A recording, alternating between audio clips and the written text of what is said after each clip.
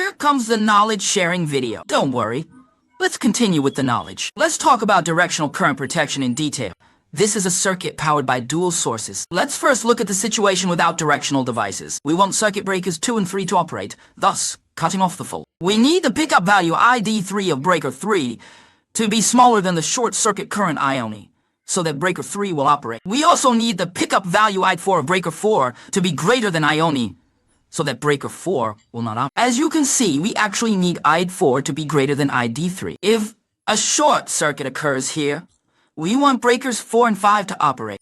Let's also take a look at circuit breakers 3 and 4 in this situation.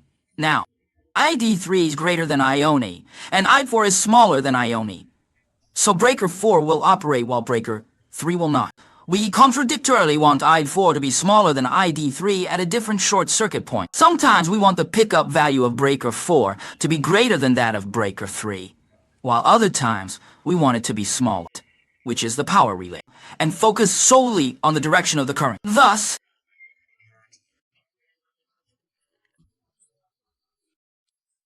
with the short circuit here, the current flows to the right direction, as IKE. For breaker 4, the current flows from the bus bar to the circuit, which is the circuit direction. We define that the direction of the current from the bus bar to the circuit is positive. For breaker 3, the current flows from the circuit to the bus bar, which is the opposite of the defined positive direction. It is the reverse direction. We add the direction of the current. We need to satisfy the condition that the short circuit current is greater than the pickup value, and the current flows in the positive direction for it to operate. Let's assume that a cone is the short circuit current, which is greater than the pickup values of breaker 3 and 4. For breaker 4, it satisfies both conditions. The short circuit current is greater than the pickup value, and the current flows in the positive direction, so it operates without any problem. It satisfies the condition that the short circuit current is greater than the pickup value, but it doesn't satisfy the condition that the current flows in the positive direction, so it doesn't operate, and they won't be falsely tripped. These are the current transformers corresponding to breakers 3 and 4. As shown in the figure, their polarity indicators PON are all facing the bus bar. For this current transformer,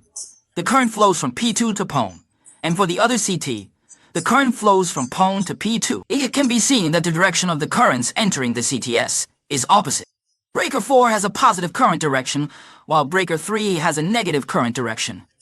However, to achieve this function, a power relay is needed. Based on our current understanding, it seems that we can judge whether to operate or not based only on the direction of the current. So, why do we need a power relay? Please share your thoughts in the comments section. In the next video, we will talk about power relays. Thank you for your attention and likes. That's it for today's sharing.